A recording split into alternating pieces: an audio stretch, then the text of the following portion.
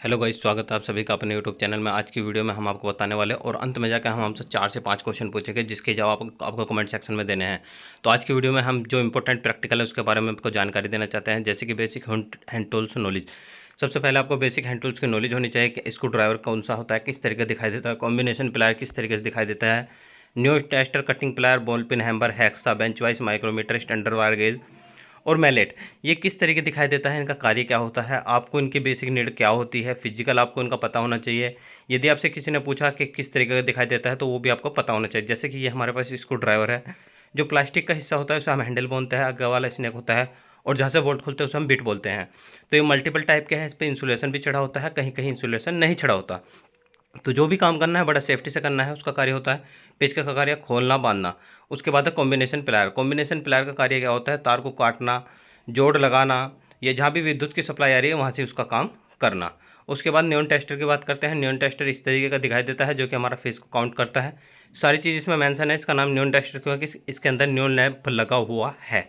ऊपर एक स्प्रिंग होता है, फिर न्यून लैंप, फिर प्रतिरोध और फिर बिट लगी हुई होती है। इस पर एक इंसुलेशन पार्ट भी होता है जो अगर हल्का सा बिट जो स्क्रू खोल देता है उसे क्या बोलते हैं, बिट बोलते हैं। ये है हमारे पास बेंच वाइज। देखो बेंच वाइज में कुछ हिस्सा बिल्कुल फिक्स होता है जो कि मेज में जाके खिंच जाता है, यानी कि टेबल में खींच देते हैं। उसके बाद स्क्रू जो खोलने का कार्य करता है उसे स्क्रू खोल कहते हैं।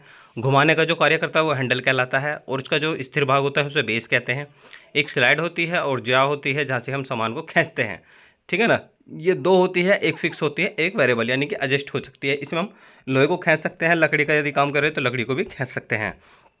तो ये बहुत इंपॉर्टेंट टूल है फिटर वालों के लिए, ठीक है दोस्तों। उसके बाद बात करते हैं माइक्रोमीटर का। माइक्रोमीटर कुछ इस प्रकार का होता है। इसका कार्य क्या होता है, ये तार का व्यास को मेज़र करता है, यानी कि जो वायर होता है वायर का व्यास को मेज़र करता है। वायर जो है इसमें जहाँ गोल वाला हिस्सा आपको दिखाई दे रहा है, जहाँ अनविल लिख रहा हो यहाँ से आप इसके बीच में रख देते हैं और इसे जहाँ स्टॉप रिंच लिखा हुआ है बीच में से पकड़कर, थंबनेल से पकड़कर और वहाँ से इसको से घुमाया जाता है।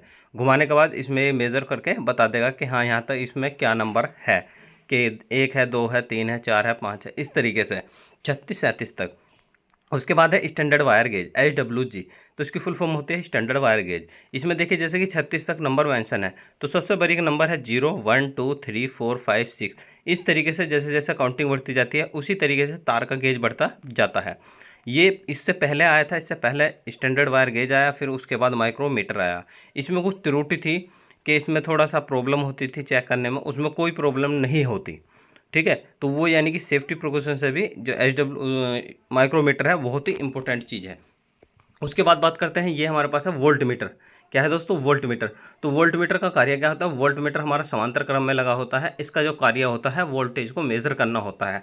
ये इसमें जैसे कि सिंबल बना हुआ है एसी का, यदि एसी का सिंबल बना हुआ तो एसी को मेज़र करेगा, यदि डीसी का सिंबल बना होता तो एसी और डीसी दोनों को मेज़र करता। यदि एसी डीसी का सिंबल होता तो, अगर डीसी का सिंबल होता तो ओनली फॉर डीसी को ही काउंट करता। और जैसे कि 300 तक का आपको देख पा रहे हैं, 300 तक का है, तो यानी कि सिंगल फेज सप्लाई तक ही उचित है, क्योंकि घरों में हमारे 220 230 ही आती है। 3 फेज के लिए हमें 500 वोल्ट की आवश्यकता होगी।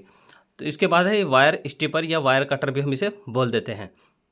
इसका कार्य क्या होता है, इसका कार्य होता है वायर को काटना, छीलना, ठीक है। वायर को काटना और छीलने का कार्य वायर स्टिपर का होता है। जब भी हम कोई भी इलेक्ट्रीशियन का काम करते हैं या कहीं भी काम करते हैं तो सबसे पहले हमें इसी से ही वायर को छीलना होता है।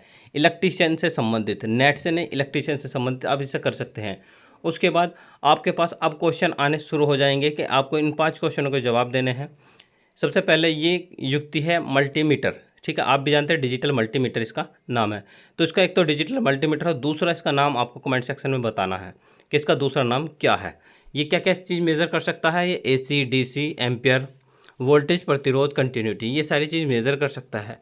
तो अब इसका एक नाम आपको बताना है, इसका अन्य नाम क्या है। एक नाम तो हमने आपको बता दिया, दूसरा नाम आपको बताना है। इस युक्ति का नाम बताना है कि ये क्या चीज़ है। कल की वीडियो में हमने इसको आपको दिखाया था, तो ठीक है।